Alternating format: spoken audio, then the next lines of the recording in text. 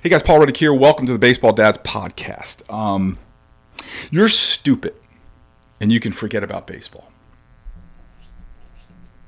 It's an interesting way to start, isn't it? Well, rest assured I'm not talking about you. And I'm not talking to anyone listening either. What I am doing is telling you words that were said to me nearly 30 years ago. Words that were said to me by an important figure in my life. Words that landed on me. Words that stuck to me, and words that echoed in my head every single day since. And then, like I said, it's nearly 30 years ago. So in today's podcast, we're going to talk about the words, the power of the words that we use, and how those words can land, how their words can stick, and how those words can echo. And as fathers, how we have to choose those words wisely, and how when our kids are exposed to words that are powerful, we got to know how to handle them. So, there's the old phrase, sticks and stones will break my bones, but words will never hurt me. Well, I'm going to tell you what, I don't know who wrote that, but I'm going to tell you that, maybe words won't hurt you, but words that are said to you by a very important figure in your life at a very important time in your life, I'm proof that nearly 30 years later, I still hear those words in my head every single day. So I was a sophomore in high school, at Seton Hall Prep in New Jersey, and I was kind of living a little bit in my brother's shadow. My brother was a star player at Seton Hall Prep. He was 4 years older than me.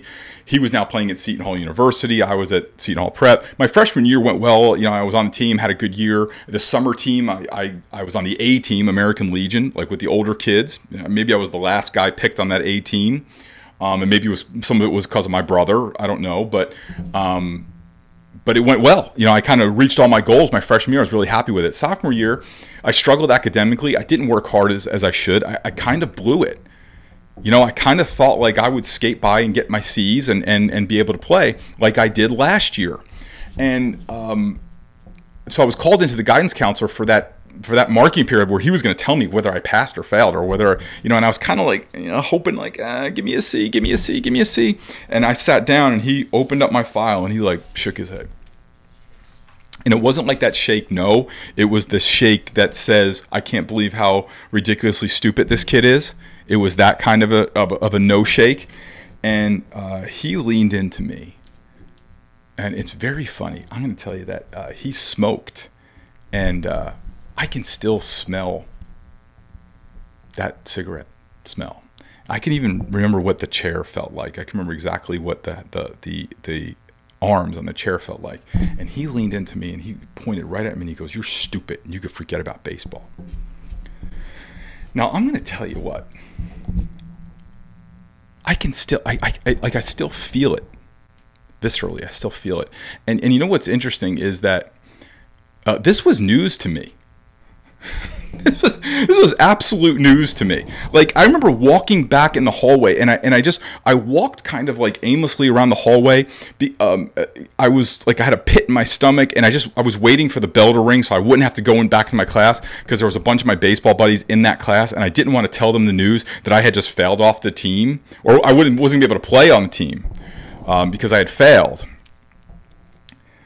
And I just remember walking around going, forget about baseball. I can't forget about baseball. Baseball's my whole life. Don't you understand? Like I'm living in the shadow here. My brother, I gotta play baseball. And how am I not going to play baseball?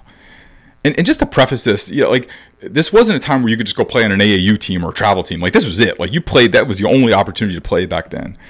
And then all of a sudden I was walking around the hallway and I remember like going, wait a minute.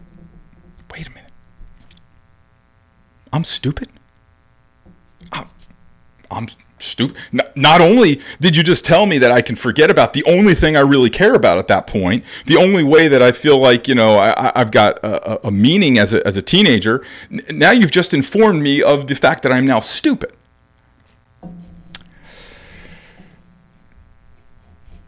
Words. Those words landed on me, they stuck, and they have echoed. I still hear them to this day. They were said to me by a guidance counselor. I used to say his name. I won't say his name anymore because he's passed on. But he was wrong on both parts. He was wrong. I've gone on to do some pretty smart things in my life. I've gone on to serve a lot of different areas of my life that required high level skills, and I built a business, a couple businesses, and done well, and surrounded my life with baseball. I've made my career, my life in baseball. So he was wrong on both parts. But I'm going to tell you, it would have been a whole lot easier had those words were not said to me.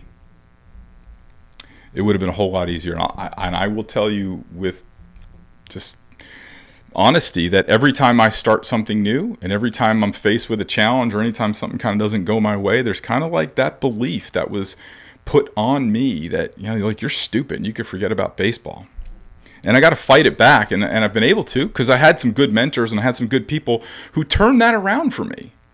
I had a coach. The guy that was my first coaching job was a guy named Jack Burns, and just about every good thing that ever happened to my life was because of meeting Jack Burns. And Jack Burns, for 4 years of my life, that man every day told me how good I was. He told me how great I was. He said to me one time, "You're going to be a superstar as a coach in this game if you work hard." And he said, "I'll give you every chance in the world as long as you work hard." And for 4 years of my life, he told me every day, on the phone, at practice, during games. Now, when I screwed up, he was tough on me. I screwed up. He was so tough. But he told me every day that I was going to be something. And I think if I didn't have those 4 years of that mentor in my life, I don't know where I'd be. Because when I came to him, I didn't have a whole lot going on. To be honest with you, I didn't have a whole lot going on. But it took a lot of time for that to turn around. And let me gather myself.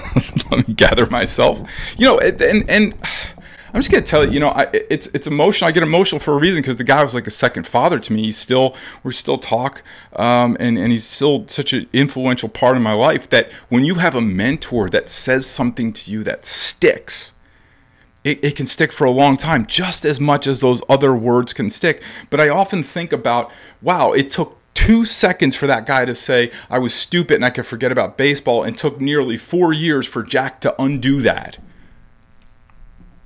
Which is why the positive words are important, but combating the negative words is harder, right? It's almost like a donut, isn't it? It's like if we eat a donut, we can eat that sucker in a minute, but it doesn't take a minute to burn off the calories of a donut, right? It takes time to do it. So let me give you some tips. Every time your son is faced with a negative, you got to stick him with 5 positives. Even when he screwed up. When I used to screw up things with Jack, Jack was real tough on me, and he let me know when I screwed up. He especially let me know when I did things that were out of bounds in accordance to our values. There was a time where there was a thunderstorm clearly coming. Like, the thunderstorm was probably like 4 minutes away, 5 minutes away. And I think it was like the 5th inning. Like, if we started that inning, it would have been a complete game. Or, it would have been like a regulation game. And it would have just been washed out. If we didn't start that inning, the game would have reverted back to whatever the rules was. I don't remember the time. And so I sent the catcher out there. I said, "Dude, take the ball and throw it into center field like a couple times when you're throwing warm-ups. Let's delay this thing." And Jack caught wind of what I was doing. And I can't. What he said is a family broadcast. So what he said, I cannot repeat. But he let me know that was against our values, that we did not do that on a team that he coached. And my values got out of whack. I thought I was going for the win, right? I want our boys to win. But he understood that winning's important, but not that important. Not so important that we would compromise our values to get a win.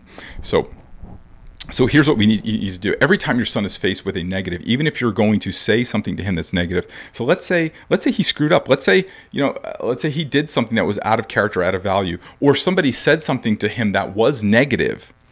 And I'm not talking about things that are constructive criticism. I think that's a fine line today, is that kids are very sensitive and that we can take constructive criticism as negative feedback. And I think that's your job as a father, to really differentiate the two and understand the intention of the person that was trying to give it to you.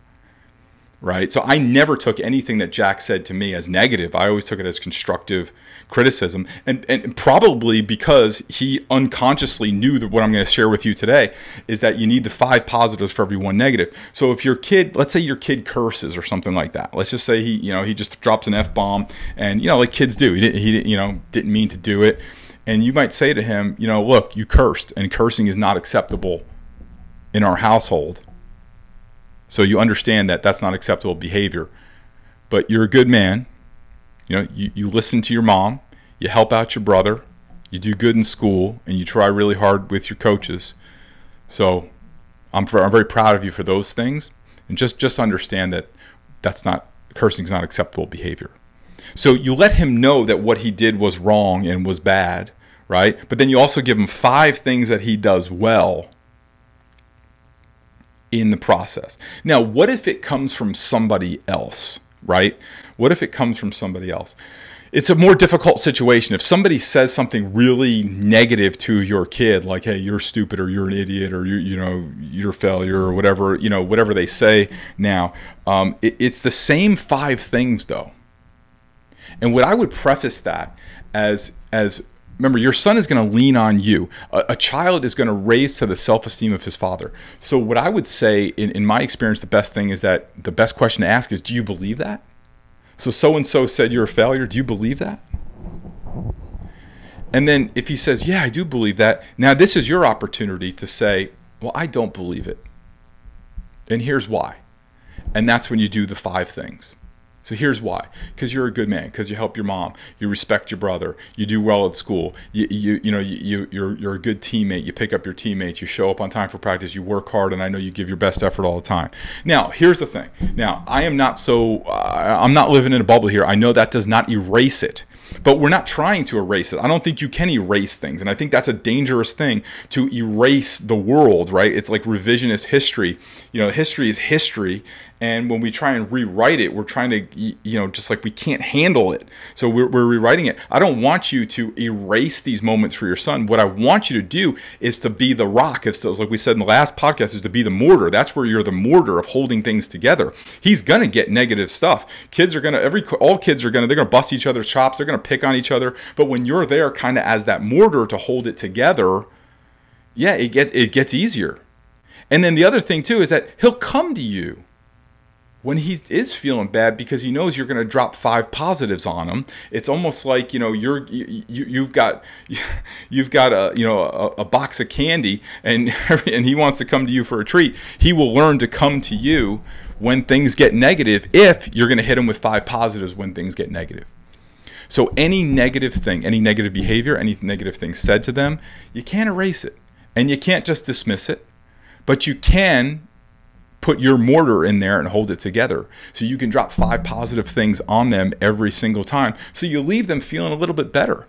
I sometimes make the analogy of like a dirty rag. You just don't run it under water and it just doesn't come clean, right? You got to run it under the water, wring it out, run it under water, and every time you run it under the water and you wring it out, a little bit of dirt falls off, and a little bit of dirt falls off, and then you have a clean towel. You just don't clean it once and all the dirt comes off. So that's kind of how you have to think of those situations. That's been helpful for me to think of those situations. So guys, the words that we say land, the words that we say stick. Choose them very, very carefully with your son. And I didn't hitchhike on the things that we say, because I'm going to assume that if you're listening to this podcast, you're talking to your son in a positive way, and we're going to have more podcasts coming up soon for that. And also, if you want more tips like this, you can go to 567dad.com, and we have the 567 Dad Baseball Edition book is out there, and you can get it there. So thank you guys so much for listening, and I will see you guys next week. Thanks.